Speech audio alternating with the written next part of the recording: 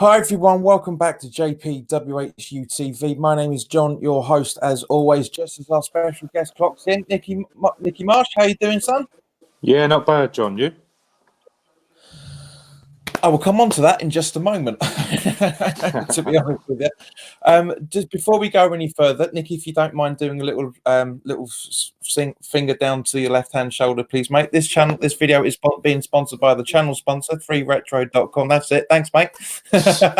Please click the link in the description below that will take you directly through to the West Ham section of your website, where you can purchase some really, really nice retro gear from the 60s all the way through to the early 2000s. Guys, you know the normal spiel. You've been watching the channel long enough to know what I'm talking about for a change.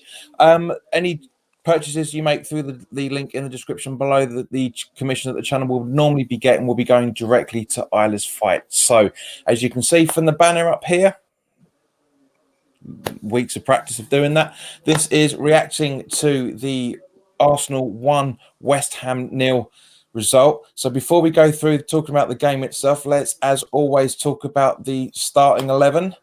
So we on the bench, sorry, start on the starting 11, exactly the same as last week. So we had Fabianski in goal, and Ngakia making his fourth appearance for the club now. At right back, Ogbonna and Diop in the midfield, in the centre back pairing with Creswell at the back. Left back, Rice and Nobles, the holding midfielders. Jared Bowen making his second start for the club. Antonio out on the left. Fornals and Allaire up front. On the bench, we had Randolph, Balbuena, Zabaleta, Souček, Lanzini, Snodgrass, and Anderson. So, Marshy, your reaction when you saw the team sheet? Yeah, I was pretty happy with that, to be honest. I think after the Southampton, we really needed a win, coming off the back at the Anfield. I don't think he could have gone any stronger. I don't think really, the likes of Lanzini and Anderson, maybe they're not working hard enough or they're not showing the right sort of attitude for what we need currently at the moment. But yeah, I think that was couldn't be happy with that one, to be honest, yeah. Yeah, agreed. When I saw it was unchanged, I thought this is perfect. It's great to see Souček was back as well. Gut feeling on it was that he was being rushed back because of the fixtures we've got coming up, obviously including today. But overall, very, very happy. Worried at the same point because I'm always worried on match day, like a lot of us are. I know a lot of people were saying that they're expecting to get at least a draw out of this, but I was never confident. If you watch my live reaction yesterday to the Twitter poll talking about how many points we get over the next 10 games, I wasn't. I thought we may be able to get something out of today. And one of the reasons why I've asked Marshy on is because he was a sofa supporter today. Unfortunately, bless him, he's a bit common dick. Yeah. So it's always interesting to get somebody's opinion on how they've watched it on the telly as opposed to how we've watched it at the ground, because sometimes the game can be completely different from both points of view. So, Marshy, as you're the guest, as always, mate, let me know your thoughts on the first half. Give us the breakdown of what you thought. I think obviously I think it's clear to see that we've been working on the back four. I think we looked very solid at the back. We didn't seem to let a lot through. We showed a lot of good pace. The fitness levels obviously were clearly there. I think that's something that obviously Moores and the coaching staff, Nolan and the like, have been working on. But again, I think at the top end it was quite refreshing, as I said in a couple of my tweets after the game, after watching it on the sofa, as you say. It was just refreshing to see a lot of opportunities. But, obviously we know in this league at the top level and the position that we're in, you need to take them. And, I think the ball will get into them, to scoring and that. But we just didn't seem to have the clear cutting edge, did we? And like I say, at this level, that's what you need. And, that those opportunities maybe on another day go in. But, away from that, I think, again, refreshing to see the amount of, creative chances that we're making. It would just be nice if someone showed that bit of clinical, cutting edge at the end of it, just to change that into goals, No, I agree. I mean, to be honest with you, mate, first 10, 15 minutes, we looked like we were on the attack, but sitting back at the same time, especially for the first 5 or 10 minutes, but really, really irritated by Allaire, if to be honest with you. That perfect run that Antonio did down the right-hand wing, beautiful, absolutely puts a brilliant ball into the box. Allaire's absolutely nowhere near it. Where me and my mate Steve were, we were right down by the corner flag, and even I was screaming, "Why aren't you there? Why aren't you there?" That was on the plate. He couldn't have it to him any better, and that could have been 1-0 in about 10 minutes. To be honest, as I said to Nicky, we could have been 2-0 up in 20 minutes. We really could have done. Yeah, it was awful to watch from that, but it was beautiful to watch from that point of view. But at the same point, it was awful to watch. I'm thinking, come on, we need to do something here. We need to do something. Yeah, now, I think as you say from the telly, I just think siding on what you were saying there with that opportunity, I think that the pass for Antonio to get him free was brilliant. You know, the work that he'd done in order to get into the position that he got into. But as you were going back to saying, you know, when you're there live and what you're watching on the telly, I think obviously Antonio got himself in this position. You know, Haller was a supporting striker, obviously. But I think as I sort of going back to a few tweets after the game that I put out there, Antonio, you imagine what it'd be like if he got his head up. It'd be dangerous if he knew what he was doing, sort of. But, you know, every time he gets in possession of the ball, he does the good stuff and he does the hard stuff. And I think he's as frustrating as Haller, if not a little bit more. I mean, I don't dislike either of them. I've got no problems. But Haller needs to obviously do a little bit more. I think when the final cross come in from Antonio, one, it should have come in early. He should have got his head up, which obviously he fails to do large percentage of the time. And secondly, he should have played it in front of him and he's played it in behind. And I think maybe, you know, and I don't think that's such a confidence thing. I just think that, you know, if he got his head up that a split second faster, and again, that all relates, I think, for me, the level that we're sort of playing at. And we didn't seem to be sort of rabbit in headlights. We seemed to be wanting to put ourselves about, and we certainly didn't look like a side occupying the position, the lead that we do, I don't think. Yeah. Especially for the first half, we outplayed Arsenal massively outplayed them. They were shit when we saw them at home in early December, and they were better, but they weren't all that brilliant today either, for that matter. I mean, they had their chances, to be fair. They had a good few couple of months, but like you said earlier, mate, we absolutely shut them out. And it was great defending from everybody. I can't criticise, especially in the first half, I can't criticise the players for their attitude. I can't for their determination.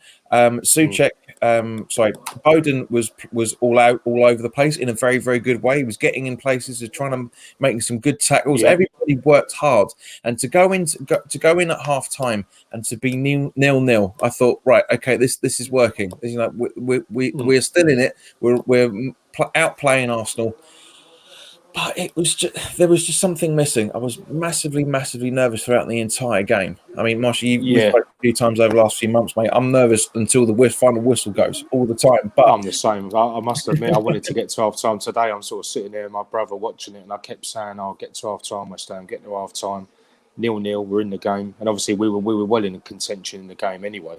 Like you say, this was one of the Arsenal sort of sides that have not been evolved really. And like you say, and you know, I totally agree, which were there for the taking. But at the end of the day, as we know with Arsenal, if we create our chances and don't take them, they're going to nick one up the other end, you know, and that's exactly what happened again. So hopefully we can learn by that. But I mean, I saw your interview with Nicky and the boys after, which obviously, you know, as you do, come across very well. I agree with Nicky, actually. I think I've seen enough now, I think, in the last 3 games to sort of suggest that I think we have just about got enough to stay up. And I think you've got to look at the home games, and, you know, some of the remaining fixtures you may be a write-off, but, you know, the likes of Tottenham, Chelsea, you know, Wolves, a tough game, but they're still in Europe, so they'll have one eye on that, which could obviously work, you know, pay dividends. I think we just got to see how we go from here. Obviously, I know we will. If we can right the wrongs in the top ends that we seem to be doing at the back, then who's to say that we can't obviously score a few more, and it'll be the difference in getting the maximum points, you know? Exactly. And guys, thank you very much for all your comments are going in the live chat. Keep them coming. We will come to them in just a moment. But I also want to thank everybody because the channel is now at 1,520 subscribers. So thank you very much for that, mate. All of them, guys. It really, really means a lot, you know, to have your continued support. It's not the growth isn't massive for this channel, but it's growing steadily and steadily. I mean, this time last year, for example, I was on about 400, 500. So if that really, so to get to the point that it is within a year has been absolutely superb work. And I thank you very much Good to stuff. everybody that's been supporting the channel over the since it became JPWHU TV about this time 2 years ago, because it was originally under my own name. But ever since then, it's absolutely grown. And I just want to thank everybody for your continued support. And Marshy, of course, your contributions as always are helpful. Just as worries, as mate. everybody else. I mean, everybody was there today. I saw everyone. I saw Dave Walker, I saw X, I saw a few people I hadn't seen for a little while. It was just it was brilliant. It really everybody was there that I know, that was just because everybody wanted to be there. We knew like you said earlier, mate. Everybody thought something was there. They were there. They were there for the taking. I seem to be the only one that was just like shit. I can't see it. But okay, being at halftime, very very happy with what was going on. Absolutely, just I thought, here we go. This, you know, maybe I'm going to see us get a point out of the Emirates, because I said in my preview that if you score early against Arsenal, it only pisses them off. It's always happened time and time again. So if we'd have gone in 2-0 up at half time, it would have like for example, like it did when we played them at home, when we were 1-0 up at half time with a Bonner's goal. You know that Emery just changed everything and changed the attitude, and they just trounced us. Now, the second half, I've got an issue. Now, I understand because me and Nicky were talking about before we recorded it that their goal massively contentious. Now, from our point of view, when the ball was played in, it looked massively offside, hugely. We're all shouting offside. Now, the annoying thing, and I've said about this time and time again, is with VAR. Right, we saw it against the Liverpool Bournemouth game this morning. Well, it's early lunchtime. Callum Wilson. Oh, I don't care what anybody says. Those three players are massive. Sorry, the two players that play the two that passed it into in the second phase. Both of them, even though they're online with whoever got the assist, they were offside. Now that's but Callum Wilson's goal stood. Now, from our point of view at the ground, the decision took way too long. And the rule should be, as we've talked about before, Marshy, the rule should be if it's not clear and obvious, it has to go with the ref's decision. Now, the thing is that when it came back to that the goal was given, which we'll come on to in just a minute, the photo that went up was a shot of one of the Arsenal. There was only one Arsenal player in that photo that showed he was offside. We all went absolutely fucking mental because that's what we thought was going on at the game. Marshy, what was it? Telly? Well, no, as I say on the telly, and that again, as we keep stressing back to the difference of when you're there live, and obviously that's what I'm used to. But obviously illness and whatever, I wasn't there. Going from what I saw, I mean, it's the clearest decision, and why it took so long, I have no idea, because it was if anything, the two players in question, were Ozil and Lacazette. Obviously, Reece Nelson was at the back stick, but not interfering with play. Right. It couldn't be more onside if you tried. Obviously, I am West Ham, but I mean, when we all see it, obviously you guys that were all there, behind the goal, not really knowing what's going on and going by what you obviously were seeing, which isn't up for debate either. What you saw is what you saw, but I think once everyone actually sees it and sort of digests it, and that it was actually one of the ones that shouldn't have gone to VAR, and secondly, obviously that Sean Massey was the liner. And she obviously, she flagged it, and maybe she thought, because like you say, it's a fucking Nats cock offside, isn't it? From whatever we're talking, it's your, hair on your arm offside. Yeah. But these two, I've got to say, obviously, it was probably one of the most clearest cut onside goals. But again, it's more of I don't think this is such us switching off, but I think like Dom said, and he rang me after the game, and he basically said, that it's come from a midfield error, which it did. It come from Noble's error. Yeah. which obviously we'll get on to Noble and the like in a minute, no doubt. But yeah, no, unfortunately, like I say, you're not going to find a more clear-cut goal with the VAR side of it, if anything. Yeah, and at the end of the day, mate, if they'd have shown that photo showing the Lacazette being onside, then we probably would have gone, all right, fair enough. But it wasn't. It was just there was only one player, and he was just miles offside, and it was ridiculous. But well, yeah, it was sort of similar to the when we played Brighton at home, John. With the Murray goal, with a handball. What we see inside the ground is obviously looks daylight handball. When you see it afterwards, you can digest it. Obviously, Murray was very clever in that instance, which is another VAR ruling that's maybe gone against us. But then it's if it was there, we have all this debacle and sort of debate, and if it isn't, then it is a goal or it isn't, and it's sort of straight cut decision, But yeah, now as I say, unfortunately, we've lost by that goal that is in question with some. But hopefully, like I say, when people actually see it, it is actually a clear cut goal. But which, like I say, is I guess in a way is down to us because we haven't taken chances. But then this is the one where they've gone up the other end. They bring Lacazette on. Obviously we know what he is. He's a goal scorer. He's proven that again. And it's now down to us, obviously, to right the wrongs. And hopefully, if we do right the wrongs, we obviously look more solid at the back. And it wasn't a defensive error. Obviously, it come from the midfield. And what sort of sides do you really know that are more comfortable at the back in our position than sort of like going into the middle of the park and in addition into the final third. We seem to more struggle today with that, and as we go forward, the players should be getting better and have more about them, But hopefully, like I say, as games going on, we can right them wrongs and keep creating the opportunities, and start sticking a bit more away, giving us some more points and jumping out of this shit, really.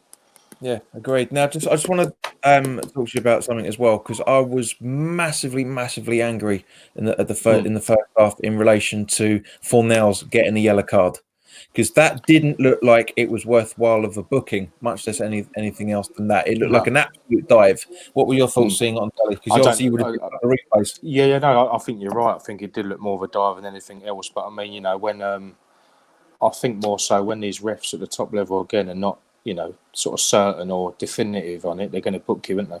I think we had another one, I can't remember, it was late on that got a booking, and you're sort of thinking, what, 91st minute you're booking him? Like, come on, what's the, it's not going to make a difference. It's not going to be the difference in, 4 bookings into the 5th of a suspension. You're looking at, just a bit more time wasting. But yeah, no, the Fornells one I don't believe was a booking at all. More of a lazy sort of decision from the ref, card up here, I'll get the card out, book him. And that sort of put him under a bit of pressure. Actually, sort of surprised really that he lasted so long on the pitch. I mean, he didn't have the worst game, but I think given the situation that he was booked, I think maybe Anderson could have come on a little bit sooner, really. Now, I mean, I don't normally have an issue with Martin Atkinson. 9 times out of 10, he does do some good decisions. He's a top ref. Yeah, but today he was giving us. He was giving he was giving free kicks against us when we were having the same stuff, and it wasn't going our way. No. But at the same point, he kind of, in a way, he did sort of balance it out towards the end of the second half. Now, coming on to the substitutions, as you've just alluded to there, do you feel that Moyes left it too late to make the substitutions? At least start making. Well, without a doubt, like I say, I listened to your interview with Nicky and out on the West Ham TV, and you're right with the Souček one. I mean, it was reminiscent of when Pellegrini was in charge. I think we concede the goal and he then makes the change, which is no good. One, why are you waiting for the inevitable to happen? As we know from the last 2 occasions at Arsenal, now the last 3 visits, including today and the 2 previous, we've lost the games and probably not rightly so. And when sort of Souček come on, I thought, well, it's blinding to have him because we want him rather than not, and he's done well to recover quicker. Absolutely. But what it did show for me as a negative was that just how out of depth today I think Noble was. And on the telly, you could see that obviously, we keep having these discussions in West Ham through and through, like all of us, the playing and the supporting and all the rest of it. But I think against the fitter players as well, and the ones that are going to get you doing the dog work and all the rest of it, they which Arsenal did largely when they, a lot more percentage of the ball, possession-wise. He was like he was just treading water, I think, John, a lot of the time. But I think he should have come off a lot faster. We maybe shouldn't have waited. Like I say, it just reminded me a lot of Pellegrini. I thought, for 1 minute, is he still in charge here or what? Because that's what I find that we were so used to, conceding goals and then bringing the changes when it's just too late. Agreed. I mean, I was saying to my mate to Steve that on the 66th, 67th minute, so literally 12 minutes before we conceded, 12 was that quarter of an hour before we conceded that goal.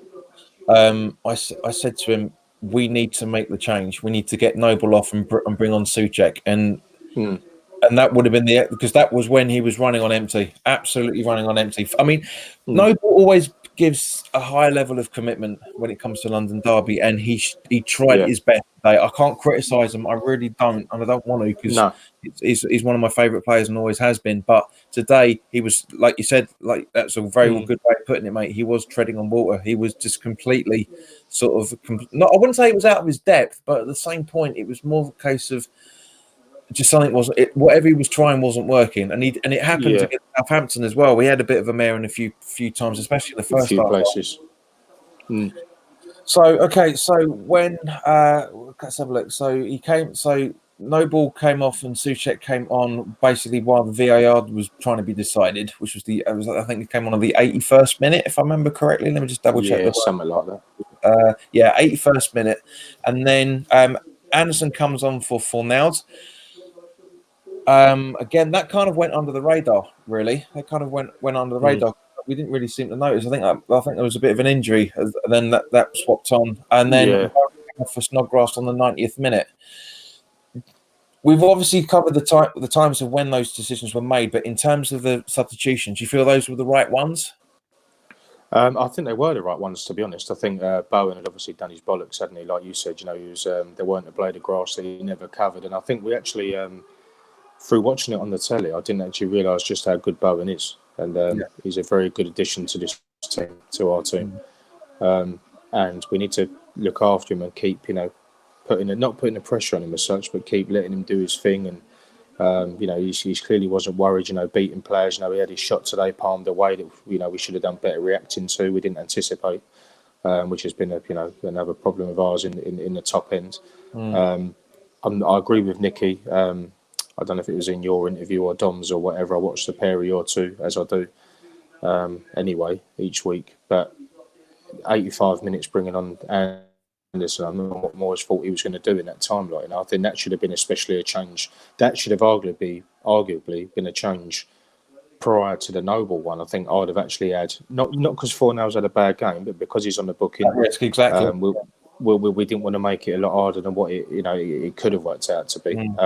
And bringing on an attacking presence like Anderson, it would have been interesting just to see what more he could have done, given, sort of maybe double the time on or whatever, give him sort of half hour, 25 minutes, maybe even just 20 minutes or whatever, it's more than 5. But, and Souček, maybe he could have made it even a substitution at half time. But I think he sort of stuck to his guns a bit more, which I quite like, the ruthless aspect. It's sort of, a bit reminiscent of Pellegrini, if you're not good enough, you're not in. Vice versa, if you're one of the best players, you're the first on the team sheet, sort of thing. So he was ruthless in sort of like, he'd done the same with Southampton. He didn't want to change anything unless he really needed to. And I think the game, as you said, with the likes of Noble, as the game wore on, he was getting more knackered, treading more water, and it was obviously inevitable to change for him. But I do tend to agree. And in answer to your question, I do tend to agree that the changes were the right ones today. I think it wasn't a Moyes.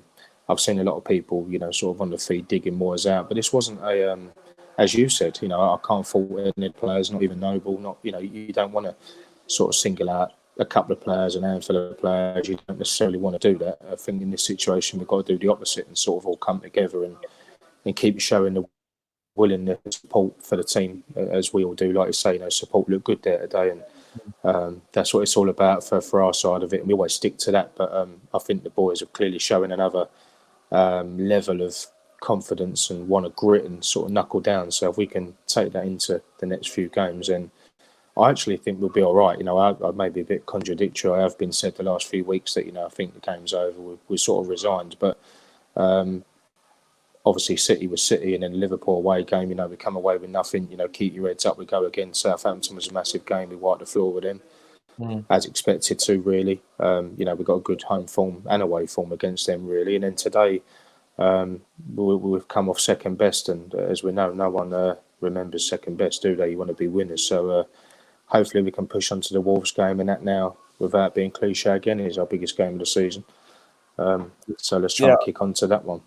Agreed, and I hated saying that to Nicky when we were talking about saying, but it is a massive game now, and because basically what we've got 9 games left to go after this, and it's just I'm just seriously not confident that we're going to stay up. No, I want to be proven wrong. Everyone's been criticising me since I did that video yesterday about me saying I've given up, blah blah. I haven't given up. I want to be proven wrong. But it's today. As I said at the beginning of the stream, I didn't feel confident. I'm definitely not confident about playing Wolves on Saturday. But one thing I will be confident, and this may be a little bit controversial, but I honestly think this has been coming for the last couple of games. If Souček is fit enough, are you starting him in place of Noble on Saturday? I think you would do largely, yeah. Not because Noble, again, not because he's done wrong as such, but I think if you were looking for one of the midfielders, obviously Rice is Declan Rice. It sort of goes without debate really that he starts when he's fit. But yeah, I tend to agree. Yeah, I believe you do. But will he? I don't think he will. I think he'll go with the same team again. I really think he'll kick on with the same team again because obviously they don't seem bereft of any sort of confidence. Really, we tended to go forward as a unit, and then the boys were digging in sort of like when we were needing to defend and sort of helping each other out. And actually, when we what I see as well, which I obviously maybe don't get to see more of when you're live, maybe some do, but I don't necessarily. But the amount of pressure we seem to be under in defensive positions and how cool and calm, collective we tended to be, that largely I think lies on the shoulders of Diop and Ogbonna. I think they've been, as they go on, they just get more solid. I think. Obviously goals, if they were down to them, that's a bit different and people are digging them out. But I think at the moment, everyone's trying to look for more positives to take out of it. But again, in answer to your question, I think maybe Souček will be the, as we know, the amount of mileage that he covers when he's on is a bit, obviously, largely different to Noble. And I think if you had to pick one within that centre midfield sort of pairing or three in there, then Noble probably would be the one to sort of drop out, yeah. I mean, for me, even though their positions are exactly the same, Noble to me is more of an should be playing more of an old school central defensive midfielder, where he doesn't run up all the time. He sits in front of the back four, and likewise, so should Rice. I mean, when we need it, Rice should be slipping into the back four to make it a back five. And because at the end of the day, let's face it, mate. Declan Rice is better at the defensive side of the game than it is in the midfield. Yeah. I love the guy to bits, but his natural instincts is to defend rather than try and build up. Exactly. Which is what a lot of people's criticisms of him are about, and I get it. But as I said, central defensive midfielders aren't meant to be flashy. You're not supposed to be doing the Rabona. Exactly, they're not supposed to be doing the Rabonas that Allaire was doing last week. That's what strikers and midfielders and attacking midfielders are for. Yeah. But yeah, I'm just going to jump into the chat to see a few comments. Zeki plays says, I think we was very good today and a late conceder causing an upset, but we did good. I agreed 100%. Welsh Hammer says, good performance, shame about the result. Definitely. Jay Yaz says, only things I not moist for is he could have changed things at last time. Noble for Souček. Agreed. Yeah. I would do that on Saturday, to be honest with you, against Wolves. I really, really would if he's Noble struggling again, because he was struggling towards the end of the first half. So if I would certainly do that. Joe Latham is saying good performance, not too bad, boys. Where else? Because there's quite a few coming, which is right from the start, which is good. Joe's also made up. Where are we? Lewis 777J is a great performance from the Irons. It was for some Max Maddox Lily says up the boys. I don't know where it's going, where that's going to be going. But Yeah, Maddox, thank you very much for your support. That means the world. If you're new to the channel, Maddox, if you haven't already done so, mate, then by all means, please do subscribe. Sam Watson is blocked because of the comment he's made. I don't know if he's talking about you or me. He's probably talking about me because you can see my stomach more than you can see yours. Where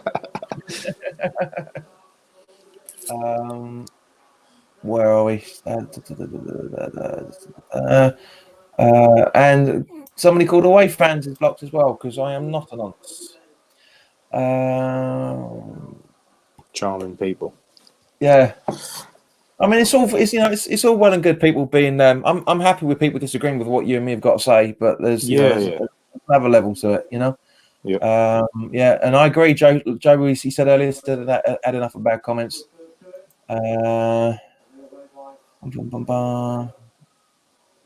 where are we? Because there was a really, really good question I saw coming here. Where are we? Dave says hello, Dave. Personally, I can't believe we lost that game. Yeah. Where are we? Right, Zex asked quite a good question. Said, I know this has nothing to do with us against Arsenal, but I know we will have to sign a new keeper next season. We need a youngster. Who do you think we'll bring in? Right, Marshall, I'll let you take this one first, mate, as always. Cool. I don't know, to be honest. I don't know many of the sort of decent enough keepers. Is it sort of the sort of ones that you're looking for, is it? Sort of when you're looking in the team in the first 11 sort of thing. But maybe a chance for up-and-coming keepers within the youth system or whatever. Give one of them boys a chance. I think there's a couple doing pretty well in the development squads and the youth teams and whatever. But I think you need a bit of sort of people that have been there, done it as well, don't you? A bit of experience, if you like. In the word I'm looking for, experience. Yeah. I know that's a tough one, to be honest. Good question, but it's a tough very one good question. And that's what I'm saying, because you can't have experience without making appearances, and you can't have experience without having the experience, and that in itself is a problem. But yes, now as much as great as it is, I'm glad you brought this up, Marshall, because I've been waiting to talk about this for a little while. As great as it is that the under 23s are smashing the Division 2 in the Premier League 2, it is the Division 2 of the Premier League 2. It's not even really League 1 style football. No. We should be expecting those guys. No disrespect to anybody that plays in that league in any shape or form, and including our youngsters as well. But we should be expecting those guys to go out and finish in the top half, if not smash it in the way they're doing, because they've got to prove themselves. Not only can they stay in the first division for the Premier League 2, but also that they're good enough to step up. I mean, don't get me wrong, I'm loving the fact that Zonde Silva's absolutely smashing it. Now he's getting back to full fitness again. Ben Johnson's having an absolute blinding game as well, and but at the same point, we need to see how they get on next time. If they do win the Division 2, that they get back up to their version of the it's a different set of it's a different kettle of fish, isn't it, really? And especially when you get up to the level that the first team are obviously in now, it's it's tough. So that'll be interesting to see who we do bring in the summer. I think there might be a little bit of a clear out, get some of the more dead wood out, free up some of the wages and whatever, the WHUs, the Sanchez and all this sort of stuff for the world. Like players have gone already, obviously, I know, but the likes of WHU have been spoken about now and a few others. It's it'd be an interesting summer. I think we need to rebuild and sort of recoup a little bit. Definitely. Where's this other one that I saw? Ian Gravett says Moyes made the same mistakes last time with waiting too long to make changes. I agree, as we've already discussed that. But here's a good question from Phil. JP Marshall, what are your thoughts on Allaire? In my opinion, he's just not good enough. Is good in the air and holding the ball, but wastes too many chances, but looks out of its depth. What do you two think? Again, you take this first, Marshall. Yeah, I think again, like Phil said, John, I think if you play to your strength, I think Haller is one of them. You've got to remember as well, when we signed him from Frankfurt, he's playing with two players either side of him in the front three. I think we're trying to compensate, obviously, players sort of in holding positions and whatever, to oppose the ones sort of going forward and making sure we're picking the right men. But I think he clearly works well with Antonio. But I do agree with Phil. I think you do find a lot of the time that Haller there was one situation today. I think it was a Bowen shot when he took it on. I think he beat a man, sort of dropped his shoulder and hit a shot that sort of Leno never kept hold of, and we didn't anticipate. That's where you want to Haller, obviously just tapping in from 10 yards or so. He seems to just be jogging in behind. But yeah, I mean, I've said this for a long time, especially after the home games. I find that for every good thing he does, he finishes well. He took his goal well against Southampton last weekend. He done a lot of good work there. But for every bit of good work he does, he sort of struggles. And, I think you just need to be helping the team a bit more and sort of running off the ball. It's a lot of what you do. It's not just what you do in the space and area that you cover when you're on the ball. Obviously, a lot of people are looking at what you're doing when you're off the ball as well. And I tend to agree. I don't think the work rate's really there. So I think he could be doing a lot more. But, I think a lot of people are of the assumption that strikers are strikers. It was a similar situation when we had the likes of Payet. He's not there to help the team defensively. He's there to go forward. When for me, if you're playing in that shirt, you're playing as part of the team, then you've got to be willing to help out at the back as well as coming forward as well. So hopefully in time to come, he's clearly just your out-and-out striker that, is going to sort of sit in them sort of final third positions. But, I would like to see him do a little bit more, to be honest. Agreed. And one of the things I said last week with my reaction videos to the Southampton game was that Alez is reminding me a hell of a lot of Arnautovic at the beginning of last season. If he can't see a situation where he can score or set up a goal for that matter, because he did quite a lot against Southampton in the first half, he doesn't look bothered. He just exactly. He just drops off. He doesn't. He looks half-assed, and that's exactly what Arnautovic used to do. So there's something going on in terms of the instruction from Moyes. It's got to be Moyes, because at the end of the day, it was Pellegrini's first season. So that it seemed to be that whatever Moyes had said to Arnautovic had kind of carried over at the start of last season, and it was very irritating to see that. Yeah, I know what you mean. I think it was the case that with some of these, like you say, with Arnautovic and Haller especially, I think they're all right when they're all right when they've got the ball at their feet. But it's when they haven't, if you know what I mean. They've got to be doing a bit more there. Dave says Allaire wasn't the biggest culprit today. Antonio was. I'm not entirely sure I agree with that completely. But he does go on to say he can't fault anyone for effort, though. So, yeah. I mean, the effort was there, yeah. Yeah, I mean, it was. Antonio could have had a hat trick today. He really could have had a hat trick. We need. I think he's pivotal to us staying up. I think actually, I think what he brings, and we've lacked it more towards the start of the season, without having such a strong start. I think and picking up our points when we did. Without the likes of Antonio, we'd be dead and buried by now, I think. Agreed, 100%. Jay-Z says, think Allaire's lost slot of his what? I think Allaire lost slot of his confidence. I think there's a typo in there somewhere. He's lacked confidence on his own. Yeah. But most of the season, I agree with you, Jay. I do. Yeah. And Bruno, apologies for not talking to you, mate, because he's just saying he's gone on in the comments. But yeah, as I say, it's his reaction to the game. So we're only talking about stuff really for the game. Even though Bruno did ask how I was, it's now I can kind of answer it because I'm calming down from the heart. It did. As I said to Nicky, it hurt. It really hurt. It does. Yeah, especially in that situation, I think as well. It's it would have been even worse if the VAR sort of was one to argue about. It would have been a lot worse, but. Like you say, I think when you calm down, you take the positives out of it. We actually played really well, and hopefully we can take that on. And last comment that's in here said, OGIR says, but Moyes was the man who turned Arnie into a tank. Didn't say he wasn't. It's just the fact that the two are becoming very, very similar in terms of their attitude on goal. So last things last, Marshy. I know this is a bit inevitable. But let's. I want to get your thoughts on this. The table. Can you see that on your phone? Yeah, just about. Yeah, I can have a look at that. I can see that. Yeah, I think. So for those that are just listening in rather than just watching, we are 2 points behind Brighton because they drew today. We are still on goal difference with AFC Bournemouth. who are in 18th in the table. So Villa are 2 games behind us because obviously they play on Monday night. They got Not Leicester, really haven't they? Yeah. Yeah, I'm not really sure when their the other makeup game is either, but they've got 2 games in hand of us, and they're 2 points behind us, and we are 6, and we and Watford as well as Bournemouth are 6 points in front of Norwich. So I know we kind of touched on this earlier, mate, but what you're thinking, where we're going to be by the end of the month? By the end of the month, I think. Well, what we got obviously we've had Arsenal, we've got Wolves, and with Tottenham. Is it Chelsea? Is it before the month's out? Is it? Oh no, that's the start of April, isn't it? We've only got 2 more games. Spurs away before the international break. Yeah, so Wolves and Tottenham. So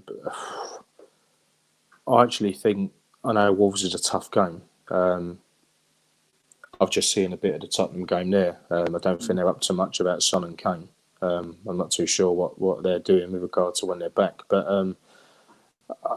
I would say I put my neck on the line, and I think we're going to win both. But I think if we, I just think, like I say, I agree with Nicky on the West Ham TV. I think I've seen enough to show that we can do it, and we've definitely got it about us. The confidence in the team is there to see, and creating chances. But if we can win Sunday, if we can win the Sunday game against Wolves, and go to Tottenham and just sort of don't play any different to the Liverpools, the Arsenals away from home. But if we are to cut out, carve out and create chances, then we just got to take them. And hopefully, if they're training on that, like they clearly have defensively, because it's clear to see in these games now that we're doing a little bit in training at the back. If we can just show that pushing forward and sort of creating these chances and actually put them away, then we'll be all right. So I think I actually think that we can beat Wolves on Sunday. I think they'll have one eye on the Europa League, which, like I say, could pay dividends for them. I think they still want to be qualifying, don't they, for Europa next year? I think they're 5th and they are 6th, Wolves. So there's a run about that, yeah. I think they're having. I don't fucking like them too much. Having too good a season, they need to be sort of knocked down a peg or two. So hopefully we're going to be the ones on Sunday to do that. I mean, they drew at home to Brighton, didn't they? And you'd think that's a home banker, wouldn't you? With how well they're doing, but I just think obviously it's a lot of games when you're still in contact in Europa League. So games are coming even more thick and fast for them. So I just hope now they'll be maybe slowing down and we can sort of explore them a little bit. And if we continue to keep working hard, then I don't see why we can't win Sunday and maybe a draw, on the Friday game at Tottenham. So yeah, 4 points out of 6 in the next 2. That could sort of take us. I know there's other teams around us that we've still got to play, but it's later on, isn't it? Obviously, we've got to go to Norwich, Villa at home last game. Still got to play Watford at home. Yeah. So I think you've actually got to look for your home games. I know we keep saying it. We're no strangers to this situation, are we? So I think the home games. I know we've got Wolves, the Chelsea's. We've got to go to United as well. We've got to go to Newcastle as well on that Friday night game. So they're tough, and any game in this league is tough, but. Maybe we just need to take it game at a time and see what we can do. But I think largely we do have enough. I know it's easy to say now looking at the league, but I do actually believe currently there are 3 teams worse off. I know that Bournemouth are sort of joint on points, of that goal difference with us and Watford, I think it was. But out of us 3, I think that we've got enough to sort of keep our head above the water, I think. Well, Steve, who runs Bowling Baddies, says, "Evening, chaps. It's going to be hard to stay up," and you're absolutely right, Steve. Yeah, that is Marty, as we said earlier, mate. I've got 100% faith in the fact that there's the ambition and then there's the intent. My only concern is like you said, we've been here time and time again. We were only here 18 months, almost 2 years ago. 2 years ago, yeah. And also, obviously, we were here 9 years ago as well, for that matter. But at the same point, as long as we can find the back of the net over the next 4 to 6 games, I will be more confident. I've got, as I say, I haven't got. I don't care. I haven't got any concern about the endeavour. There's clearly the intent that we're seeing. It's clear that everybody's been listening to Nolan, both on the pitch and in the back room as well, because it's too much. it's too much of a coincidence that the next player's come in and all of a sudden we start playing how we used to play when he used to be in the side. So I'm very, very happy on that. It's just the goal scoring side of it, and before anybody says it, I know it's always been an issue. It's always been an issue no matter who we've got in there. But Marshy, thank you very much for your time, mate. And guys, thank you very much for everybody who's been talking in the chat. There's been a few conversations and some very, very good questions in there as always. Guys, if you're new around here and you like what I'm doing, then by all means, please do consider subscribing and hit the notification bell if you do subscribe, so we get to see new content when it's going up. As Marshy said, the next game is on the Sunday, so the preview for the Wolves game will be going up on the Friday morning. Also, in terms of the fantasy league roundup, I'm going to do the roundup on Thursday night, not Monday or Tuesday, because obviously Monday night is there's the Villa game, but also Wednesday night Leicester and Arsenal are playing as well. So I want to try and get because it confuses people when I do the roundup before all the weeks have gone, because it looks weird. So once all the games have been played for into next week, then I'll be doing the roundup, and then likewise hopefully back to normal, because everybody should, apart from Villa's game, I think everyone should be caught up by then. So in the meantime, guys, I say, for those that are watching the replay, by all means, please do put your comments in the comment section below. If you like the video and you feel I deserve it, then by all means, please do click the like button. And as always, Marshy, it's been great to talk to you, mate. And in the meantime, guys, enjoy the rest of your weekend, and I will see you very, very soon. Have a good one.